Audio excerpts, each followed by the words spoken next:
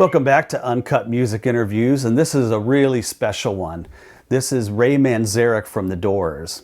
And a friend of mine taped this. I wasn't on this shoot, but it was my camera gear. I just couldn't make it that day. And my other friend, David Hodge, did the interview. And it was really meant for VH1. They needed a couple of sound bites for something they were doing. And Ray sat there for almost an hour and just talked and talked and talked. It was just really, really good. I think you're going to enjoy this, talking about The Doors and the scene of all that time. And this was done in June of 2000, so 23 years ago. Enjoy. Ray Manzerek of The Doors. Ray, I guess let's start with this. The Doors were such a band of their time, and it's been almost 30 years now since Jim's death. What do you think explains the continued interest in the band? There's something about the Doors' music and Jim Morrison, obviously, that I think represents to younger people and each new generation coming up. I think the Doors represent a sense of freedom. Freedom from the constraints of your religion, your schooling, your politics, perhaps even your family. Freedom to be your own human being, a free man, a free woman, free girl, a free boy on planet Earth. And I asked some kid, it must have been 10, 15 years ago, I was in New York City, and he was telling me what a big Doors fan he was. And I said, what do the Doors represent to you? And he said, he thought like that, and he said, freedom, freedom.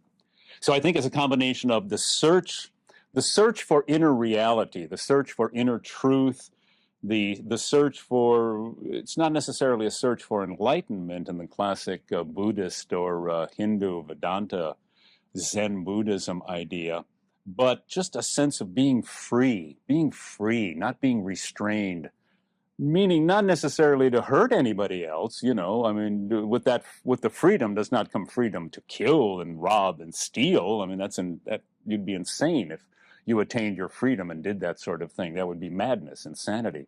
But freedom from the restraints and of all the things that have been put on you. And the Doors' music is clean, is tight, it's hard, very hard rock, great poetry, and it's all talking about a sense of freedom. It did seem, though, that you guys did flirt with insanity, maybe in a way, or living on the edge. Well, it's always with you. Madness is always with you. The insanity is always with you. The insanity is inside of me. Watch out. The insanity is inside of me. It's inside of you. It's inside of all of us. As human beings, our task is to conquer and control that insanity, that madness, and then to let it out in a festive sense, in a sense of dancing and singing and wildness. Good times, you know. You can let out. It's like Dionysus. Jim Morrison's always compared to Dionysus, the god of wildness and drunkenness and just madness. But Dionysus is also the green powers of the earth, the coming to life of spring, the fecund sexual power of the earth, and that things never die. He's the god of resurrection. Things never die, and if they do die, they come back. You know, it's like the god of reincarnation. So Jim Morrison is that figure of wildness, but he's also the figure of regeneration, of rebirth, of springtime, of hope, of joy. And Morrison even said, you know, I want the band to do a song of pure joy, like the coming of spring, or like the dawn. You know, all of the potentiality of the dawn. The sun is rising in the middle of summer, and you're out of school, and you're free, and you've got all this day ahead of you. That's what the Doors represent. Was that a specific song he was talking about?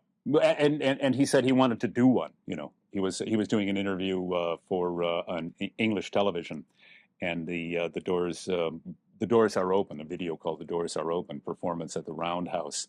And in the interview, he said he wanted to do a song of pure, unbounded joy. And I think we may have come very close to that on L.A. Woman. I think L.A. Woman was one of those kind of songs. Just the intensity of that song, driving down your freeways, you know. When we first started performing that song, it was kind of a slow blues. It was L.A. Woman was a slow, funky kind of song. And I said, no, you know what? Let's let's get on the freeway, man. Let's go 65, 70, you know, not too much over the speed limit so we don't want to get busted, but we just want to go down the San Diego freeway or head up to Bakersfield or head out into the desert or drive along the Pacific coast, along the ocean. And that's what LA Woman's about. Just 70 miles an hour down the freeway, just hauling ass on the freeway. Did you ever think at the time that the music would live on so long and influence so many? You know, we never thought about the longevity of the Doors. It was just the opposite. What you do as a musician is you have to get in that moment of time. It's a Zen moment. It's like, be here now. You must be in that music at that moment. We'd play live on stage or we'd be in the recording studio. You had to be in that moment of time. And it's like the Doors were like this four-man diamond, you know, this circle of power, and that the rhythm, the chord changes, the melody, and Jim's words were the only thing that existed in the universe at that particular instant. And you have to lock into that and you have to be one with the music. So we never thought about the lasting quality or the lasting power of the Doors music. We knew we were making good music, but the fact that it's still around 30 years later and we're into the 21st century and a new generation is coming up to discover the Doors is absolutely amazing. And it's a tribute to the Doors music, but it's also a tribute to the intellect of the young people who are becoming Doors fans. Some people might argue that a near-perfect musical legacy should be left alone. What made you want to release these rarities and outtakes? Well, the rarities are something that were part of our Doors legacy. You know, I mean, the Doors legacy is not just the 6 studio albums. We did a lot of recording. We found outtakes. We found rarities. And it's for Doors fans. I think, you know, I certainly want to hear John Coltrane outtakes. I want to hear Muddy Waters outtakes. Howlin' Wolf. Boy, I only wish those outtakes existed. Miles Davis, you know, when you hear Miles doing with Gil Evans and some of the outtakes and some of the alternate takes, I love that as a fan. So why shouldn't the Doors release alternate takes, outtakes, rarities? I think fans love that sort of thing. I know I do. I want to talk about them specifically in a minute, but in a general sense, what do you think they add to the legacy? Well, they show the Doors as being human. They show that the Doors are not, and Jim Morrison is not a god. Jim Morrison is a human being. The Doors are human beings.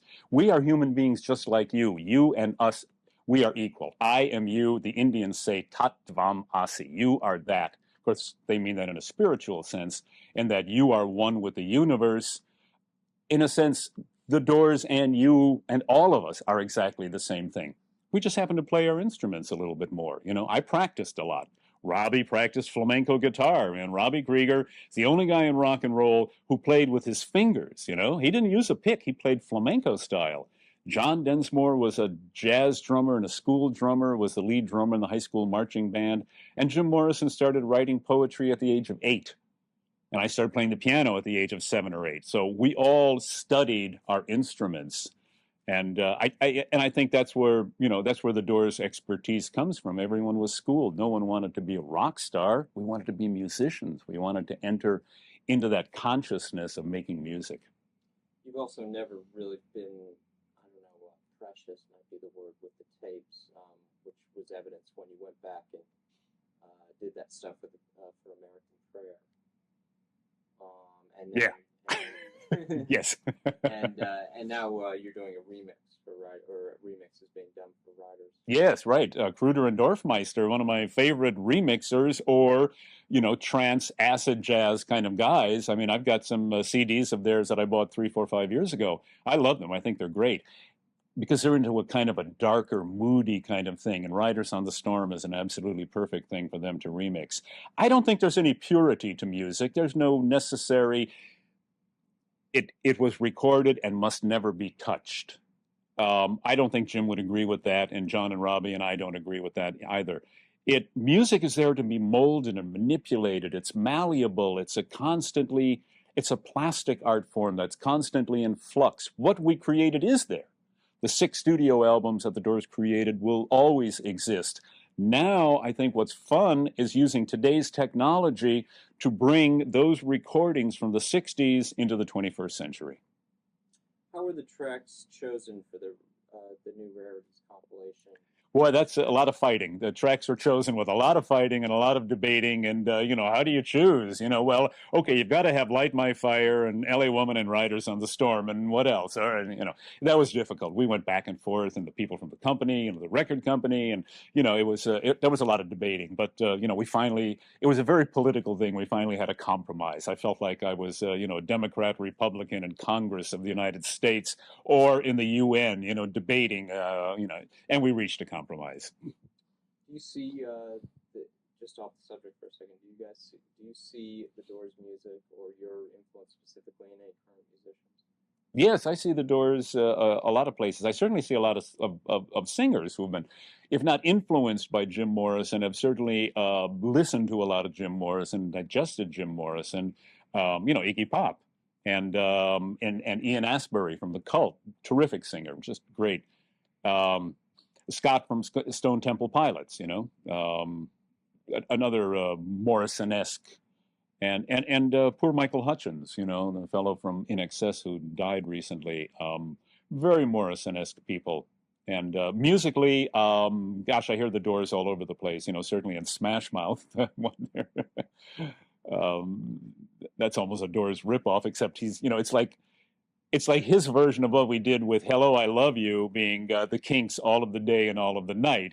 He's playing it back. He's playing what I play reversed, so it's technically not what I'm playing, but it's the exact same thing, except going down, he's going up. And I thought it was great when I heard it. I thought, good idea, man. Go ahead and use it. Absolutely. And I hear the Doors in some of Billy Corgan's stuff. And I hear the Doors in certainly U2 and Eddie Vedder, is another Morrison-esque kind of shamanistic kind of guy. So yeah, the Doors are out there. I wanted to ask you, speaking of Eddie Vedder, you guys recently, was it like 2 years ago at the Rock and Roll Hall of Fame? Quite a few years ago, actually. Time flies when you're having fun. Yeah, we played with Eddie Vedder at the Rock and Roll Hall of Fame when we were inducted into the Rock and Roll Hall of Fame. And Eddie Vedder was the lead singer. So it was the Doors with a bass player, a harp player, and Eddie Vedder singing. And we did Roadhouse Blues, opened with Roadhouse Blues. It was a killer when Eddie said, keep your eyes on the road and your hands upon the wheel. The whole place it went crazy. Here's all these people in tuxedos and women with their coiffures and their gowns and they're bejeweled. And I thought, God, when I got on stage, I thought, we've never played for an audience like this. I don't know how this is going to go over. Although those were all music people, but they were very sedate. And when Robbie started, dun, dun, dun, dun, dun, dun, dun, dun, dun, dun, dun, everybody stood up. And I thought, okay. And then when Eddie started to sing, keep your eyes on the road and your hands upon their wheel, and everybody's hands went over their head. And they just started clapping and applauding and just rocking in time. And Eddie was just great. So we did Roadhouse Blues, Break On Through to the Other Side, and Light My Fire. And he's great. He's a shaman too. He has that same shamanistic quality that Jim Morrison has. What was it like for the three of you to play together again? Cool. Good. Yeah, it was real good. Real cool. Real cool.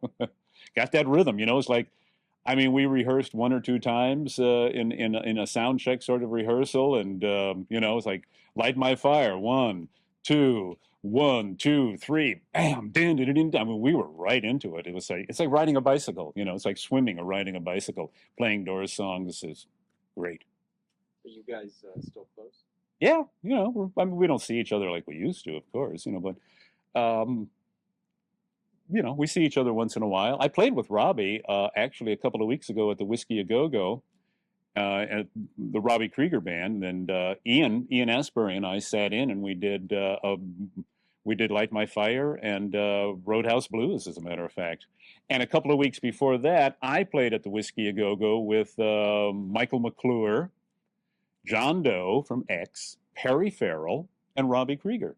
And it was sort of like a neo-beatnik night at the Sunset Strip. And Michael came down from San Francisco, Beat Poet, and the LA Poets. And Robbie and I played Riders on the Storm, and John Doe sang Riders on the Storm. Cool, man. John Doe from X, really, really powerful. Yeah, John's great. Yeah. There's a tribute album happening? Tribute album is in the works. It won't be out until November. And... yeah, well, let's see. John Lee Hooker's on it. William Burroughs reading some of Jim Morrison's poetry. Imagine that. Got William Burroughs just before he died.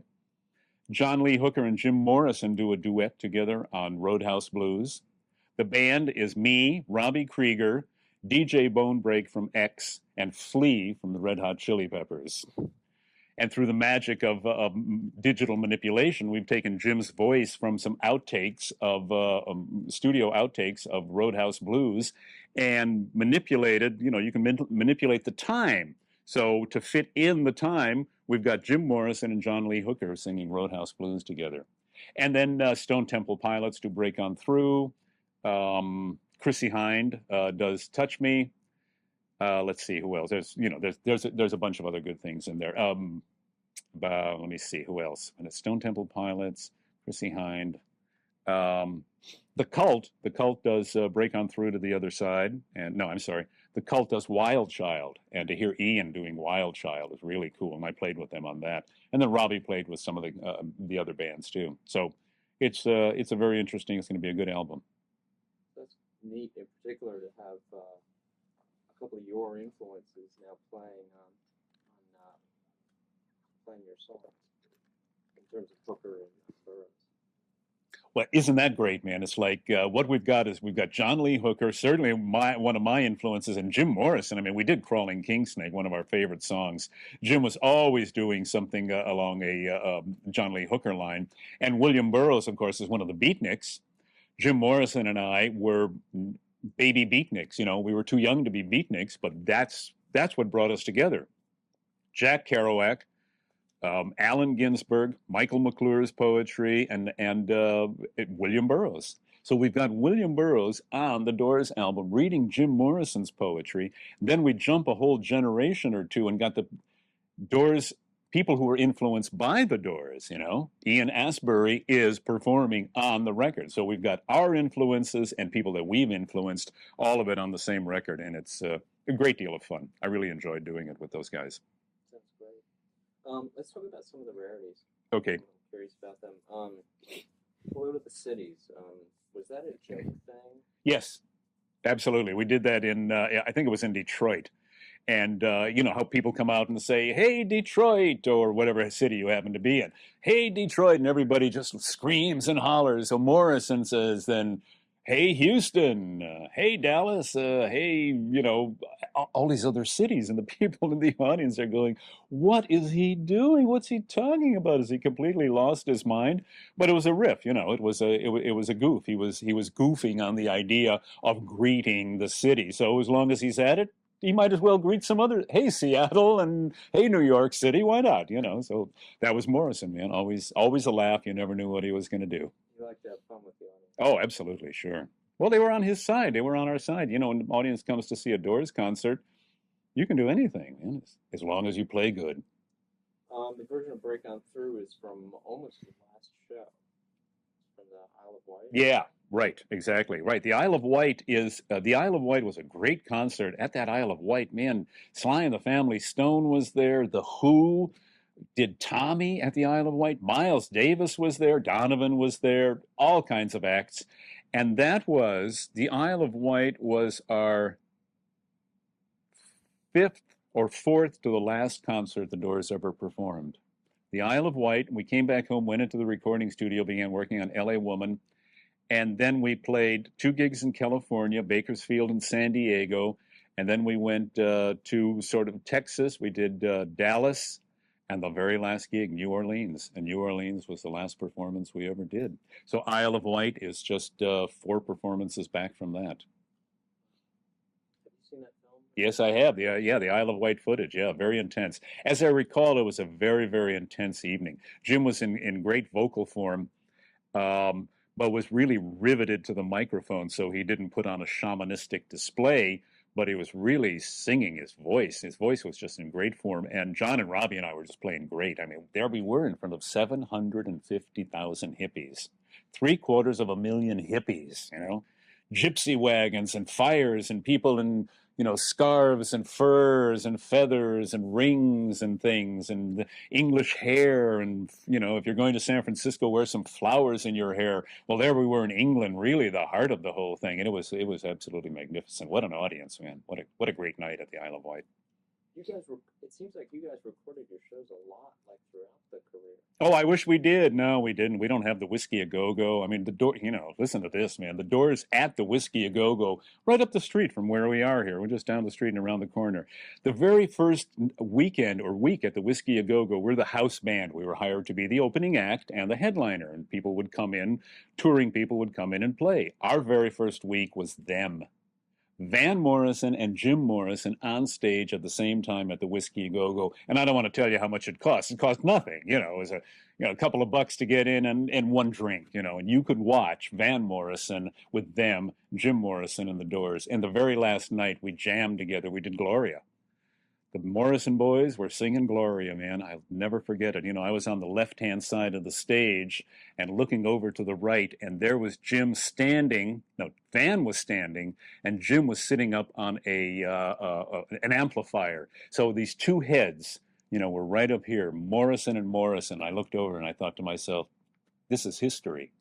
I knew it then and there. This is history. This was amazing. What an amazing night. And then we went on to play with Frank Zappa on the Mothers of Invention, the Buffalo Springfield, Captain Beefheart and the Magic Band, the Birds, the Turtles, Love, the Seeds, and then every once in a while something silly like the number one band of Mexico, the Locos. Okay, a psychedelic band from Mexico City came up to play, and I mean, it wasn't like Latin music. It was psychedelic, It's like, guys, don't even bother with this stuff, man. Where's your congas, Come on, be Latin, the Latin revival. And the Latin revival hadn't yet begun. Santana hadn't yet happened. So they were trying to play straight ahead psychedelic music. And I don't even think they were on hongos. They hadn't even ingested mushrooms. Mushrooms are from Mexico, for God's sake. Come on, guys. This was all at the Whiskey? At the Whiskey A Go-Go. Roadhouse at the Garden. You guys, to me, always seemed like you were very, not that I was there at the time, were always a very LA band in your essence, but you always seem to have a real connection with the New York scene. The New York audience is the best audience. Our two best audiences were New York City and San Francisco. Once we broke the barrier in San Francisco of being an LA band, and that was at the very first weekend, the first Love-In. The first Love-In in San Francisco was in January of '67, and it was called The Human Being. And we were up there for that very weekend, and it was just amazing. We opened the show with When the Music's Over. And I said, Jim, we don't want to start with When the Music's Over. It's really kind of slow and everything. Because Bill Graham had introduced us as, and from Los Angeles, The Doors, a new band from Los Angeles. I want to say, Bill, don't introduce us as being from L.A., San Francisco and L.A. It's like that, And the audience kind of went, and you could feel a rumbling in the audience. But man, from the first minute of When the Music's Over, we had them. And I just started that organ and just said, okay, all right, we're going to take control. And Jim said, dude, the music's over. I got a feeling about it, man. And by halfway through, the audience was ours. And they were just rocking and bopping and dancing and having a great time. So we always had from that point on, the Doors in San Francisco was like making love every time we went up there. We went to the Fillmore and the Avalon, those psychedelic ballrooms. What a time, man. I wish those still existed. I would like every Doors fan to experience a psychedelic ballroom. What a time. And then New York City was our best audience of them all because they were the smartest. They were the most intellectual. They understood. They immediately got what we were doing. We got signed by a New York record company. Elektra Records was from New York City. They weren't out here in Los Angeles, We walked the streets of Los Angeles with our demo. Hi, folks, we're the Doors. This is Jim Morrison. I'd walk into offices and Jim and I would go in. Dorothy would come along. My wife, Dorothy, would come along sometimes and be, Manzerek, Morrison, and Dorothy Fujikawa. And they didn't want us, went to Capitol, went to Columbia. Columbia actually finally took us, went to Decca, went to a whole bunch of record. RCA was out here. We're the Doors. This is Jim Morrison, Well, it didn't mean anything, it was before Light My Fire. We didn't have a recording contract. Who's Jim Morrison? They said, no, not the kind of music we're interested in. We don't want it, Well, you don't have a rhythm guitar player. You know, what kind of music is this? We don't, you know. They wanted music like the Byrds. It was strictly a folk rock town at the time. And the Doors were incorporating jazz, and the Doors had Latin music in there, and you know, the Light My Fire bass line is very Latino. Robbie's flamenco guitar. We had blues, jazz, little classical elements in it, and you know, the record companies out here just didn't want that. They wanted nice Beatles-like harmonies. You know, just play folk rock. You know, jingle jangle morning, I'll come following you. Well, we don't do that, man. You know, we're dark. You know, we're dark and mysterious. So we didn't get signed by anybody until Jack Holtzman from New York City saw us. Elektra Records is from New York. So that was our best audience, New York, by far and away, the best audience on the planet. Let me get back to New York in a second, but let me ask you about the demos, because there's a couple samples of Right. rarities, and which I actually had on tape for a while. Oh, good. From a bootleg or something. But were those actually recorded for Columbia? No, that was for World Pacific Records. The Doors demo was the last record on a 3-record deal, 3 singles, for World Pacific Records, Aura Records, a subsidiary of World Pacific, with Rick and the Ravens. That was our Rick and the Ravens. Rick and the Ravens had broken up. The guys, you know, they made two singles. They didn't do anything, and the sax player quit, and then the bass player quit, and the drummer quit. So it was only my brothers were the only ones left. Rick of Rick and the Ravens, a guitar player, my brother Jim, a harmonica player and a keyboard player. So we sort of took those 2 guys and me and John Densmore and some girl bass player that they found for us. And we said to Dick Bach, can we, you know, just record some songs? We're getting a new band together. Richard Bach was the producer, the owner of the company. And he said, yeah, fine, man. He was very cool, a jazz cat. He recorded Ravi Shankar and Jerry Mulligan and was responsible for the whole West Coast scene. And he said, absolutely, fine. Let's, you know, instead of putting out another record, you want some demo time? Sure, go ahead. And we made the demo at the World Pacific Studios, where Ravi Shankar had recorded, where Jerry Mulligan and Chet Baker had done the Jerry Mulligan Quartet. So it was like a very, very cool, very hip place. And we couldn't sell that demo to anybody, you know, nobody, only Billy James at Columbia Records liked the demo. He's the only one that said, hey, I like this stuff. And guess where Billy James was from? New York City. So, oh, okay.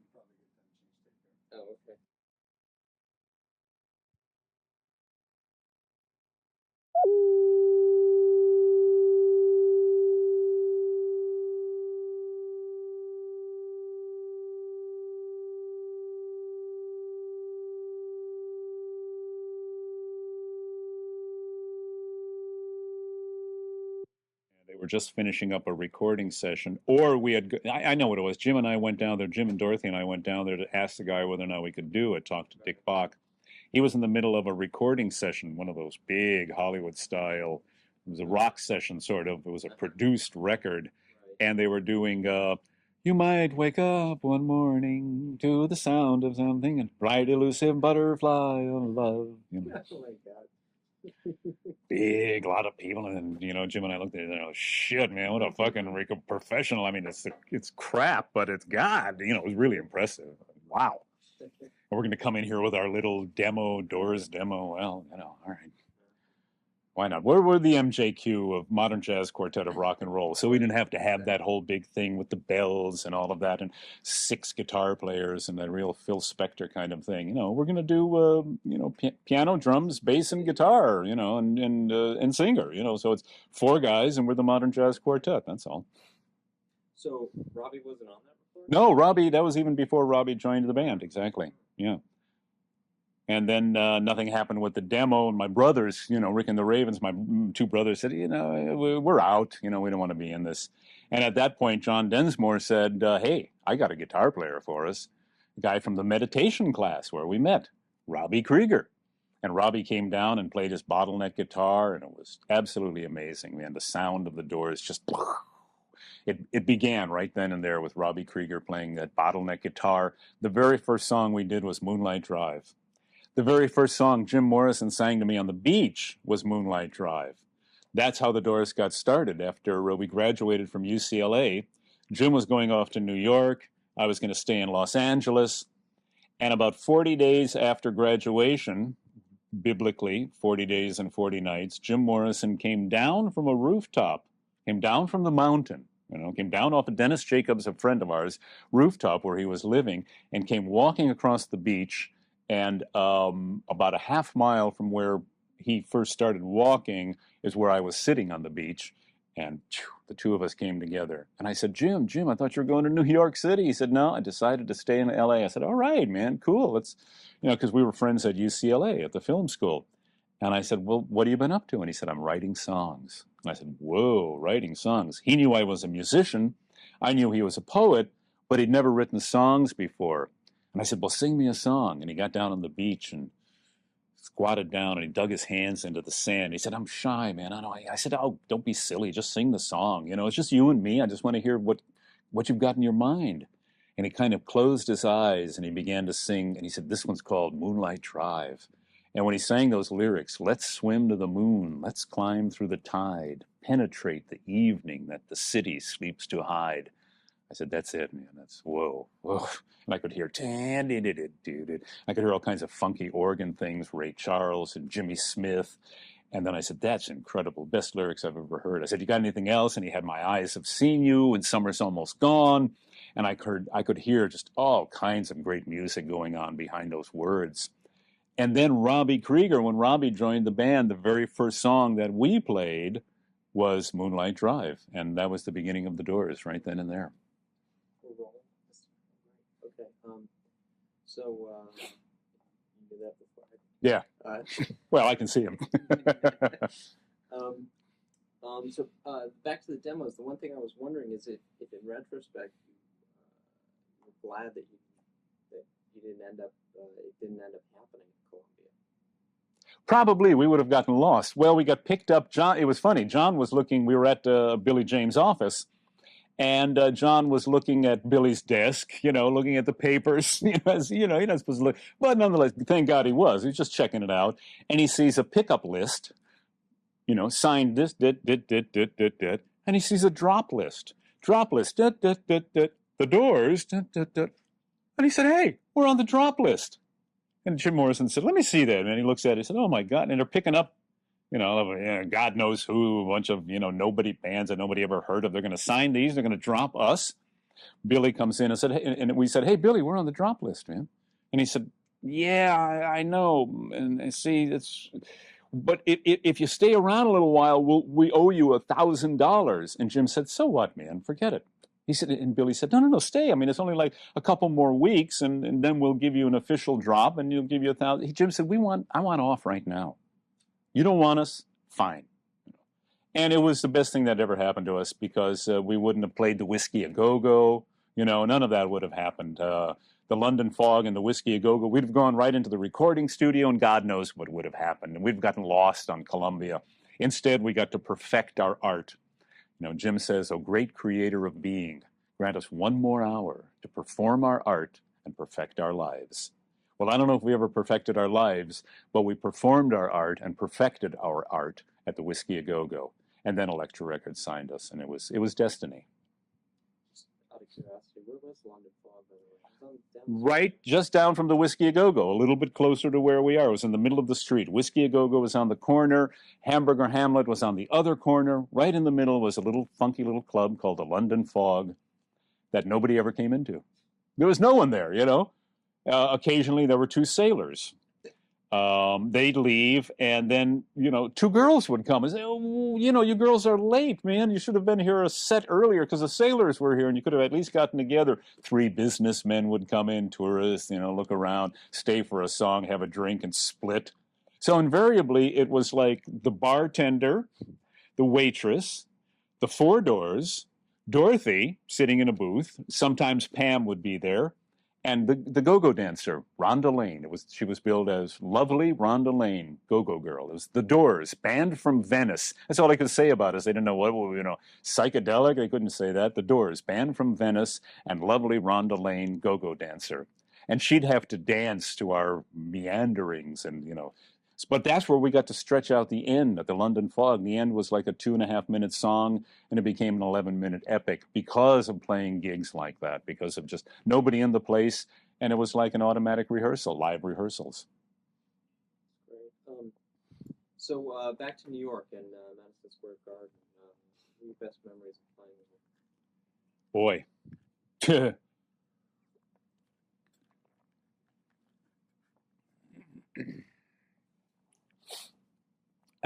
Madison Square Garden was probably one of those defining moments for me. People say, oh, what's the best gig you ever played? And outside of many, many, many nights at the Whiskey A Go-Go, I can remember Madison Square Garden, walking on stage, theater in the round. It was a big round square garden. We were at the center of the basketball court where you would jump. The stage was set up.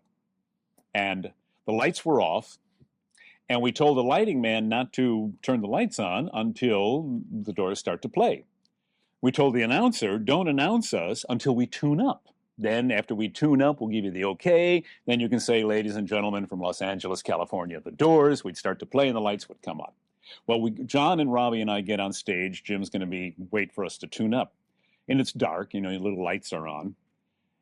And I hit a note and Robbie starts to tune up. I hit another note, Robbie's tuning up, and the announcer just blew it and said, ladies and gentlemen from Los Angeles, California, the Doors. I'm saying, no, no, no, no, no. And at the point at which he said the Doors, the audience in the dark had their little flash cameras. And I was in the Milky Way.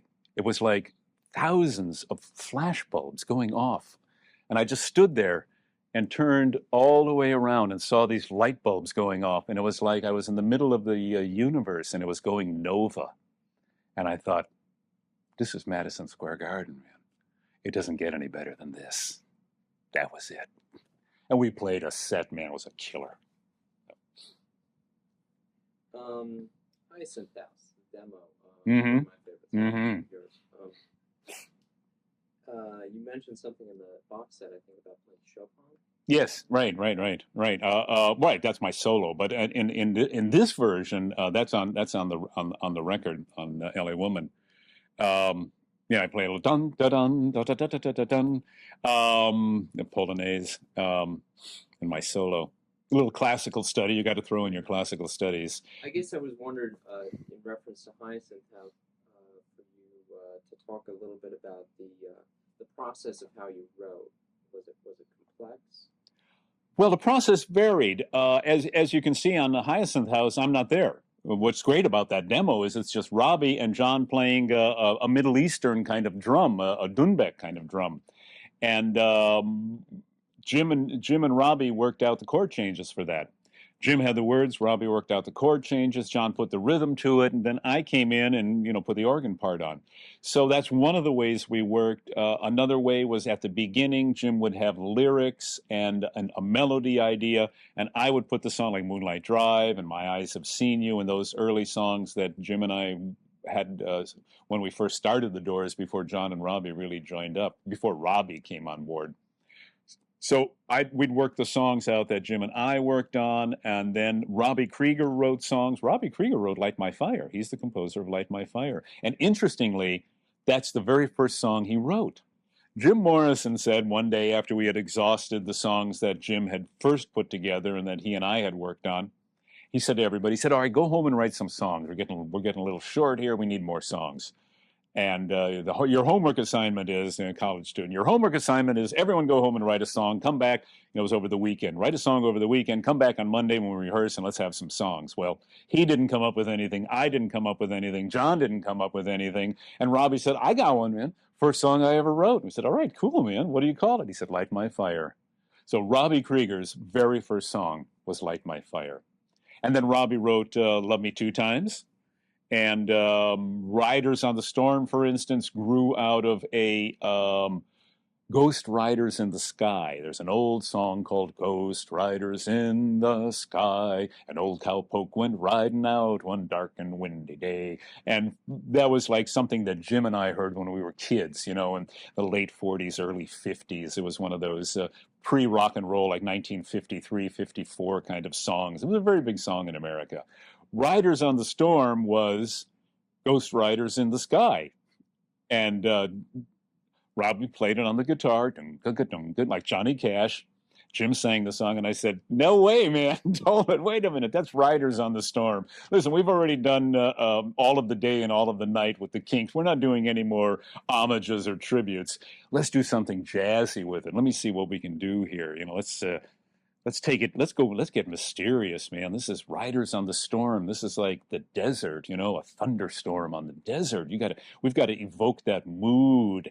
So I said, in minor, E minor, now let's do this. And, you know, so I put the boom, ding, ding, ding, ding, ding, ding, ding, diba, diba, diba, diba, all that stuff that I did in the minor ninths and the jazz. I said, let's make it like a jazzy piece. And that was, I think, Riders on the Storm was the first of, probably the first song of the Doors' New Direction.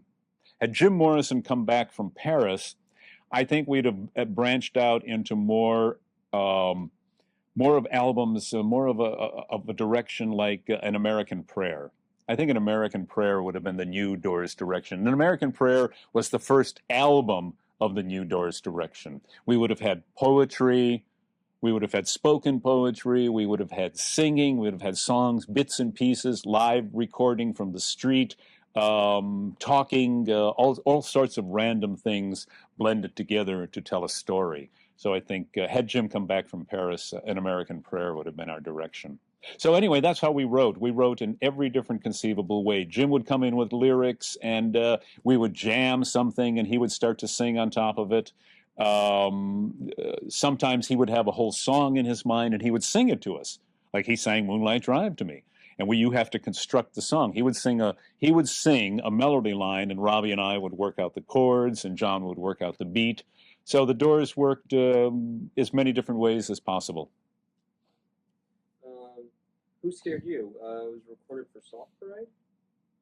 Who Scared You is based on a line by William Burroughs. Allen Ginsberg writes William Burroughs a letter talking about the fear. He's got the fear. He's down in South America, and he's taking something called ayahuasca. And he just got the fear. And he was terrified. Wrote this letter to Burroughs. Burroughs writes back to him and says, "Who scared you? Who scared you? Why were you born? Why were you born in two times arms?" And Jim takes those lines and then writes the rest of the song. And it was recorded for the Soft Parade, but it didn't make the cut. We didn't have enough room. It was one of those things. It was recorded for the Soft Parade, and we didn't have enough room. The vinyl disc only takes like really about 40 minutes, 42 minutes. That's about all you can really get on there. And we had enough material, and we just didn't have enough room. So one of those songs had not used. And by vote, it was the one that was chosen not to be on the album. Well, it's great because now it's a rarity. Now it's come out as something unique and something that nobody heard before. And we had a great time playing it with the horns and everything. It's a cool jazzy, very very cool jazzy thing, and it's based on a line by William Burroughs. And then William Burroughs is going to be on the Doors tribute album. So full circle, man. It all comes full circle. Yeah. Was that typical to have leftovers from your sessions? Not really, no. This was one time when we didn't calculate correctly, and we ran over. Most of the time we'd go into the recording studio and record what we needed to record, and that was the album. For instance, the first album's interesting in that we had half of the songs, two-thirds of the songs for Strange Days already as songs. So when we went into the recording studio to do the very first album, we had maybe 16, 17 songs. Obviously, you couldn't get all of them on the first record. So we had Moonlight Drive, which wasn't until the second record. We had When the Music's Over. So the debate was, we have Light My Fire, The End, and When the Music's Over. We can't put them all on. We can't, so which, well, we got to do Light My Fire because that's the one everybody loves and potential hit single there. So we'll have to go with Light My Fire, and it's up and happy. But it was a real debate between The End and When the Music's Over as to which one we were going to do. And we said, let's do The End, because it was that great. Oedipal complex. Father, I want to kill you. Mother, I want to. You know what Oedipus did with his mother. So we can't say that on TV, but you understand. We've got to put that on the first album. So we saved the When the Music's Over for the second album, and Moonlight Drive and a couple of other things. Whiskey's Mystics and Men. Yeah. When was that done? That was done around the time of Morrison Hotel, and we never completed it. We always intended to add some chanting. We wanted to make it sound like a Mystic Seaport, Connecticut, at in 1875 or something, or 1850, 1820, whenever the whaling industry was going on. So it was like a bunch of guys, a bunch of whalers and seafaring men in a grog shop, drinking their grog and singing a song that they would sing out at sea, and raising the sails. So it's got that kind of, I'll tell you a story of whiskey and mystics, and you're hauling the sails, and that's the Morrison, that's the family line. They're sailors, Morrison was even on the Bounty, Mutiny on the Bounty. There's one of the first mates is named Morrison. So it's a great seafaring family, and that's our seafaring song. And we finally finished it up with and giving it the whole ambience of a grog bar, drinking, and we were all drinking our rum and it's a great song. It's Morrison's naval song. It seems like you guys always really thought very visually, very story-oriented. Well, UCLA Film School. Jim went to the UCLA Film School. He's a college graduate. Jim Morrison graduated from the UCLA Film School. I graduated from the UCLA Film School. Unlike the Oliver Stone movie, Jim Morrison did not drop out. He actually graduated. I saw that in the movie, and I thought, this is ridiculous. Imagine Jim Morrison saying, I quit. They criticized his movie, and then Oliver Stone, as the teacher, asks Val Kilmer, what do you have to say for yourself, Mr. Morrison? And then Val Kilmer kind of cocks his head in a very fey manner and says, I quit. Like, I went, oh, God. Beat him up. Shoot me in the head. Wrong. Why would Jim Morrison quit? What is he, a quitter? He's not a chicken. He wasn't a coward, Jim Morrison, yeah, I quit. You don't quit. You don't like my movie, as the Italians would say. So I really hated that part. It's just, God, it was awful. So anyway, that's where all the Doors visual imagery comes from, and maybe the sense of dynamics too, very soft and very loud, like when the music's over, I hear a very gentle sound with your ear down to the ground. We want the world and we want it now. And everything explodes. That comes from our UCLA Film School background. That will never be untrue. What's like an Elvis Presley kind of. We thought we were doing an Elvis. We thought we were doing an Elvis Presley tune. It was like you could imagine Elvis Presley singing a doo-wop 50s kind of song is what that's all about. And that was a goof. That was having some fun. It was the Doors having fun in the recording studio. What period was that from? That's a good fucking question. What period was that from? That was somewhere recorded somewhere between 1967 and 1971. I don't know. I can't remember exactly. Just on a loose tape or something? Yeah, exactly, right. One of those outtakes, one of those outtake things. It's like Rock is Dead, was one of those long jam outtakes. Well, I'll Never Be Untrue is the same sort of thing.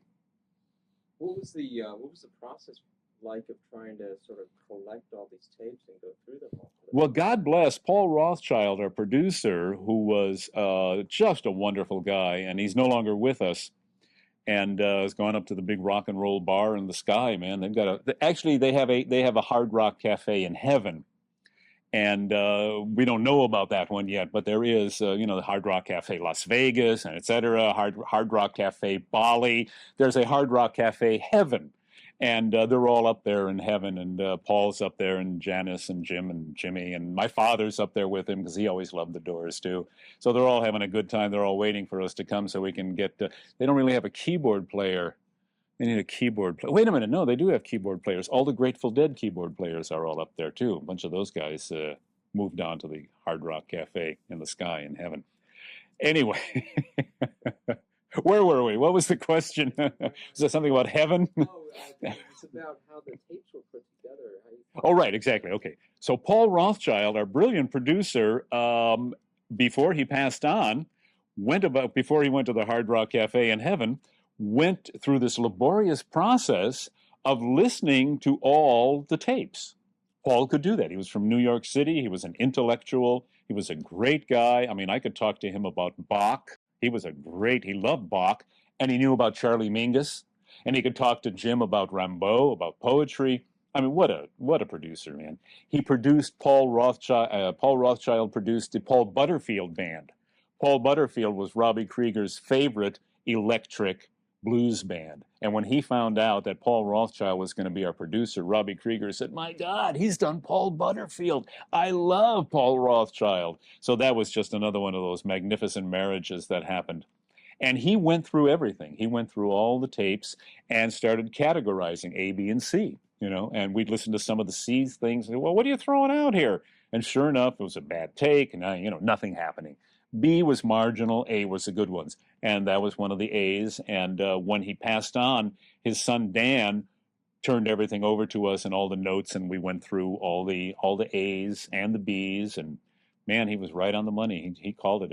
Every A was an A, every B so, every C. Now forget it, throw it out, no good. What do you remember most about the studio sessions? Are the legends and tall tales true? Are they as chaotic as it sounds?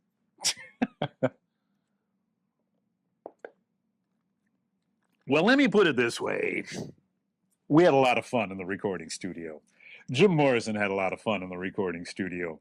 However, there was work to be done. You have to record the song. You can't have all that fun. You can't have too much fun. You have to play the tunes. Come on, when Paul would be there and Bruce Botnick, our engineer, the two of them, Rothschild and Botnick, were always on us. Come on, you guys, get into line here. Let's get a take. Come on, let's get a take. And we worked our butts off in the recording studio. It was...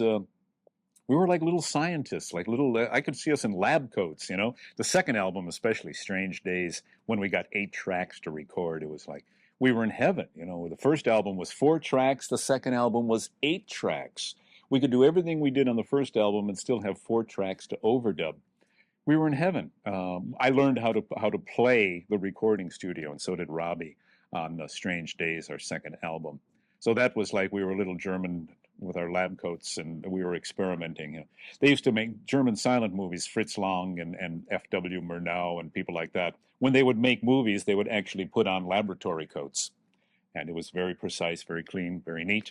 And that's how Strange Days was for us. I always think of that album as we're making, we're making a Fritz Lang movie. We're making Metropolis or something. We've got our white coats on. We're being very scientific. And yet Jim is having the time of his life, man. We're being very scientific, and he's goofing and having, because he's just got to do the vocals. Robbie and I and John have to do the very precise, all our parts and everything. Jim does the vocals. That's all he's got to do. The rest of the time, he's goofing off, man. He's having a grand time, doing this and that and the other thing. So the legends you've heard about the Doors in the recording studio are true, but we were also very scientific, too. So back to some of the rarities, though. We've got an alternate take of Queen of the Highway. Mm-hmm. I guess, again, in the studio. I don't know, anything you want to say? That's our jazz take. That's a Queen of the Highway is the Doors being jazz. That's me being Bill Evans. That's my homage to Bill Evans. And as you can see here, Robbie's not even in on it. Robbie was just, this is just a little jazz trio. That song is like, imagine you're at the Village Vanguard. You're in some cool place in the Village in New York City. It's a jazz club. It's a small jazz club. There's a little piano trio, piano, drums, and bass, and there's a singer. The singer happens to be a poet who writes his own songs, and the trio is playing music to the poet's songs.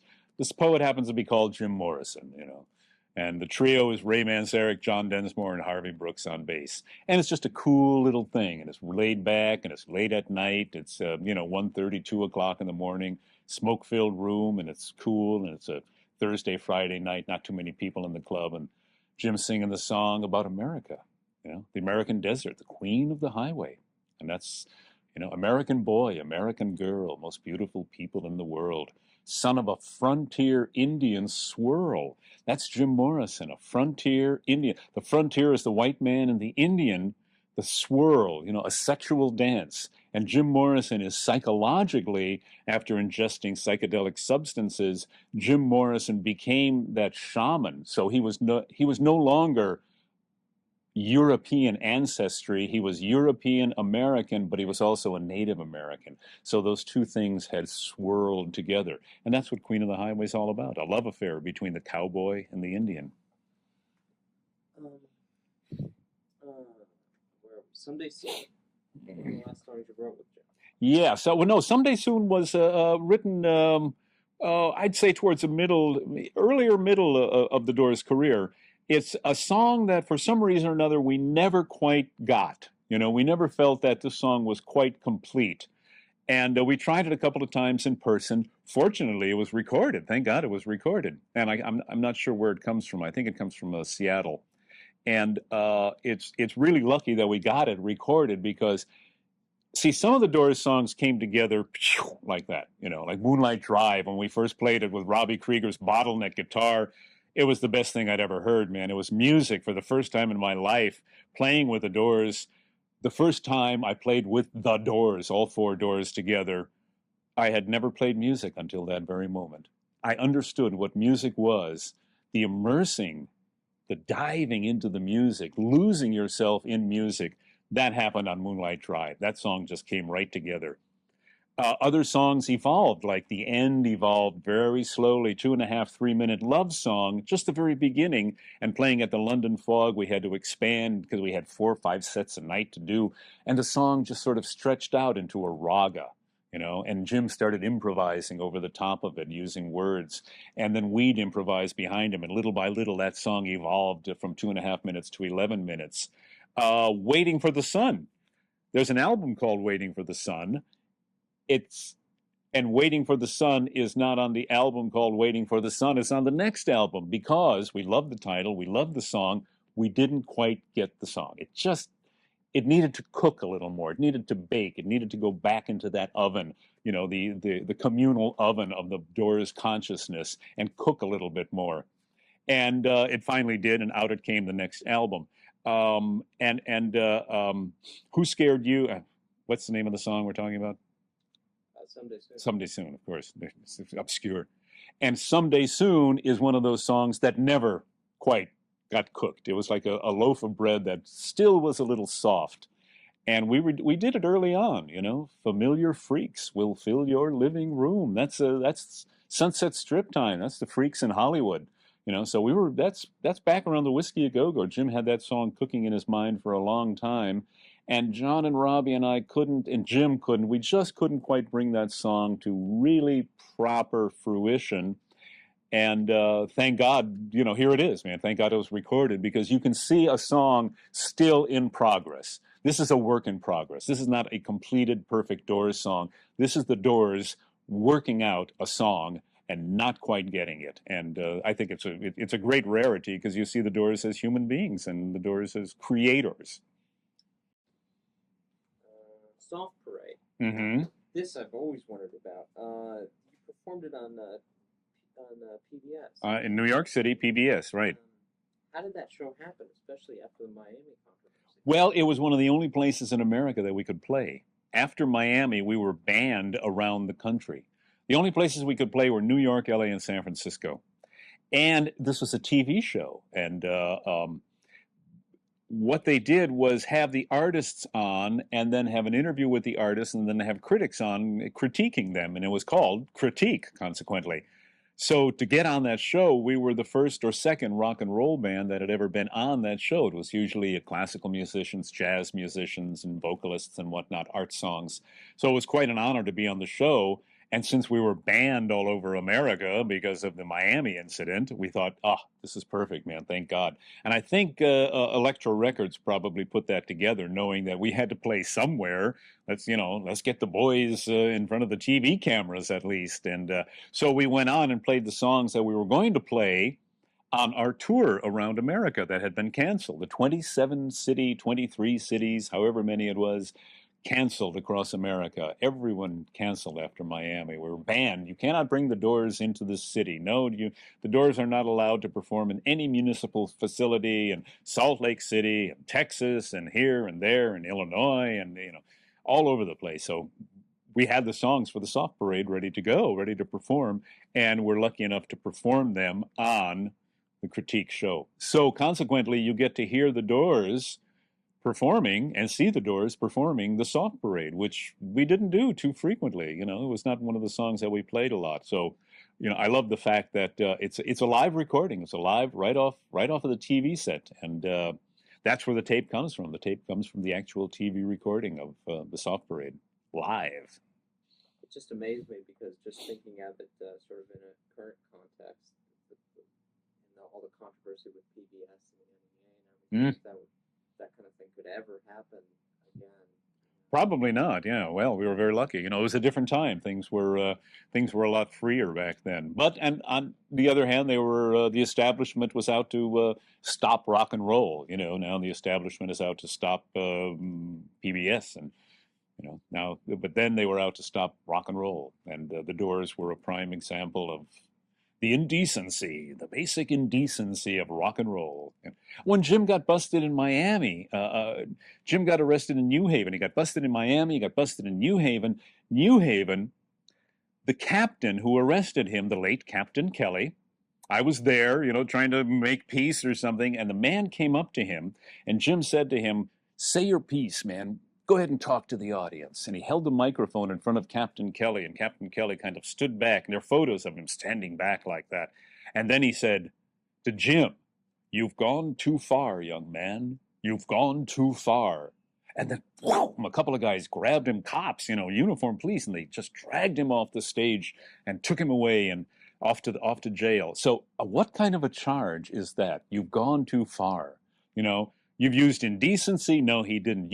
And finally, they had to come up with inciting a riot. There was no inciting a riot. There was our people. There was no riot going on. People were bopping and grooving and digging rock and roll and dancing and being Dionysian and being free. They certainly weren't rioting. Nobody was rioting. If anything, it was like a fertility rite. If he could have been arrested for initiating a fertility rite, and nobody was having sex, but you were certainly close to it.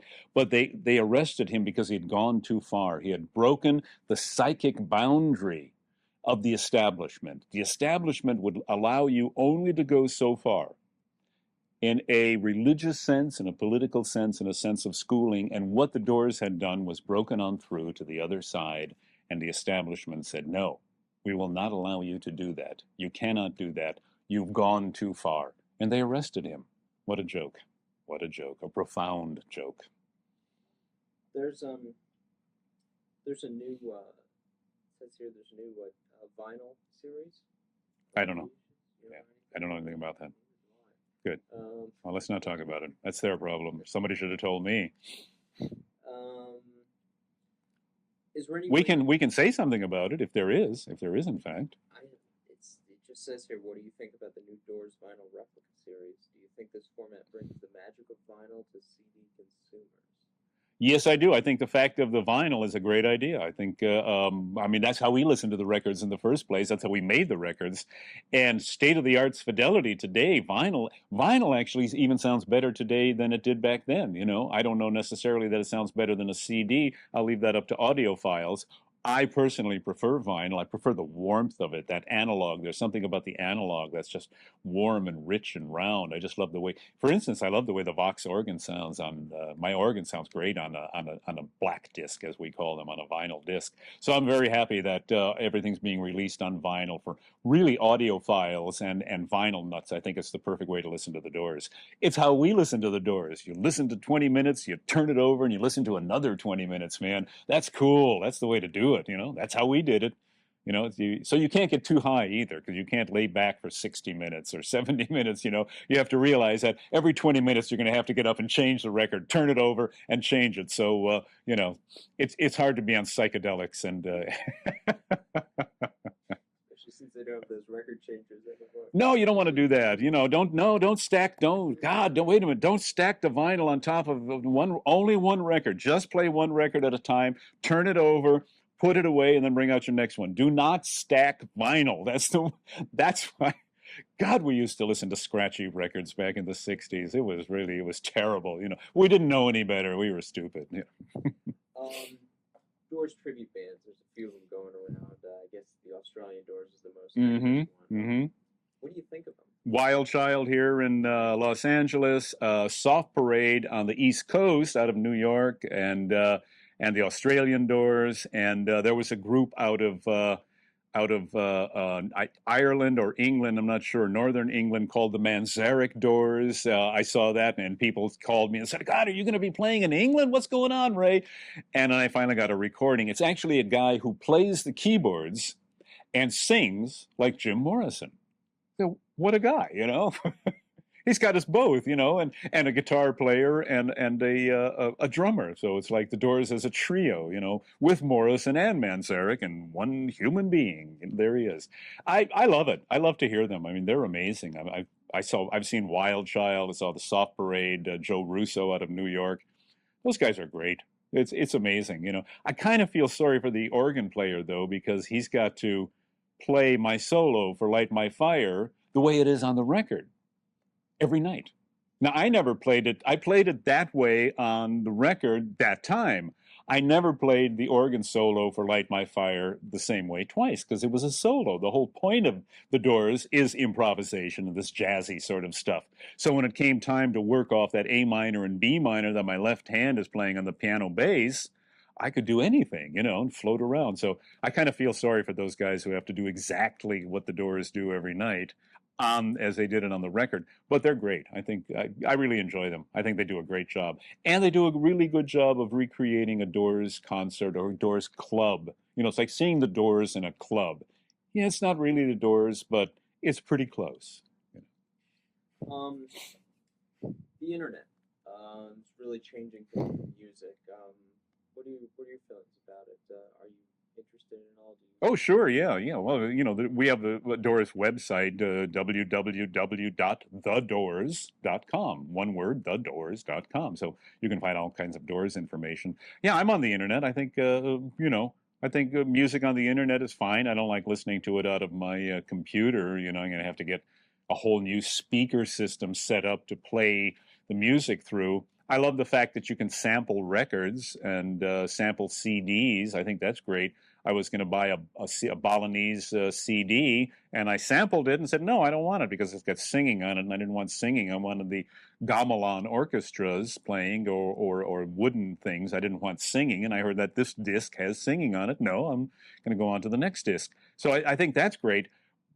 The thing I object to, and you've got to, you people out there, you've got to realize that the artist, you better pay the artist. I don't care if you pay the record company, take care of the artists. The artist has to get paid.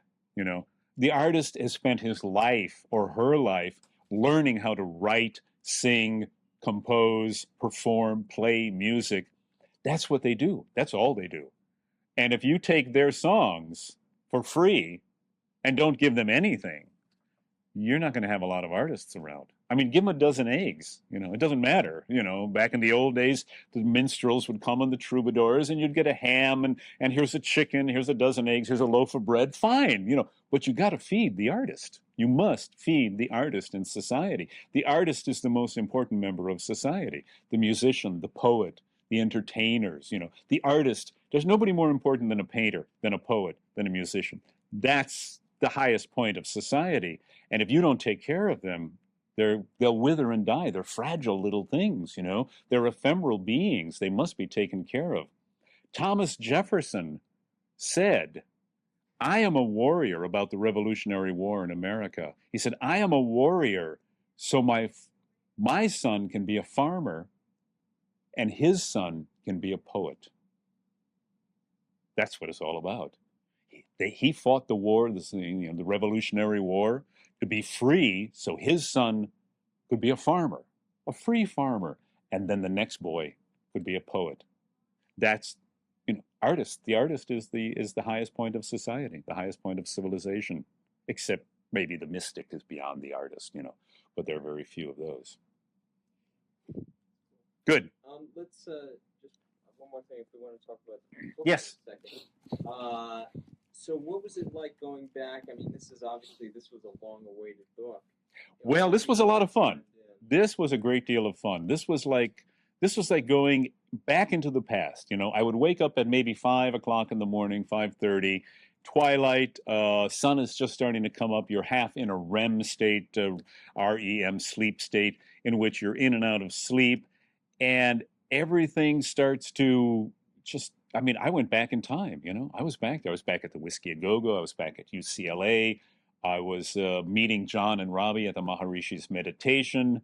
I was taking LSD with Dorothy, opening the doors of perception. I was with Jim on the beach, starting the doors, all the way up to recording L.A. Woman and the tragic Jim Morrison leaving for Paris. You know, I mean, I did. It's all in here. You know, this is the true story of the Doors. This is not the Oliver Stone movie.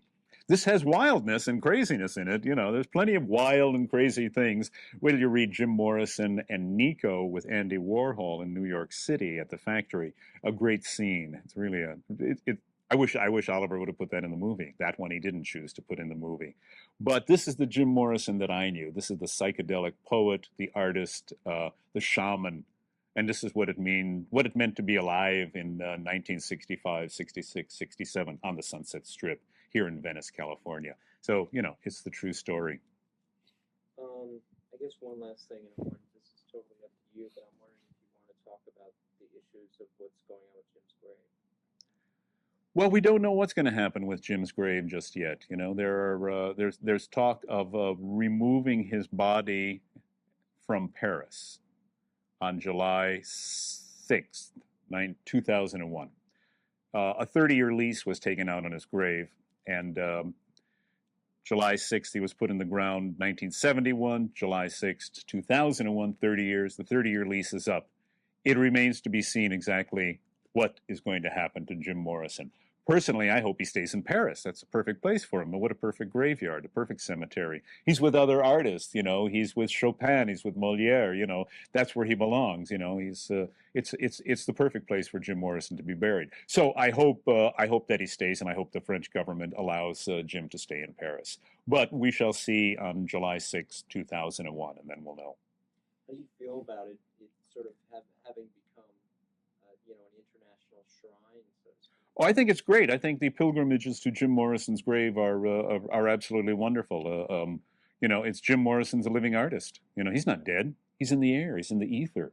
You know, people visit his grave to pay homage to him, to leave a flower, or to leave a tape, or you know, pour a little wine. I mean, when I was there, I had to, you know, it was on the 10th anniversary. I had some wine and poured a little on Jim's grave. One for me, one for you, my friend. You know, leave a flower. You know, and don't desecrate, obviously, you know, don't desecrate the other graves. That's why he's going to be, if he's thrown out, he's going to be thrown out because of the desecration of the other graves. Don't write on other people's graves, you know.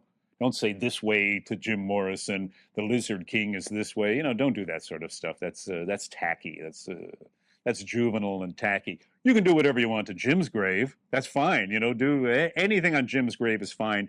Not around Jim's grave, not on somebody else's grave. They don't want that done to their next of kin, their deceased loved ones. So when you go to Jim Morrison's grave, respect the other people around. Go crazy on Jim Morrison's grave. That's okay. You have my permission, and you have Jim's permission. Enough said.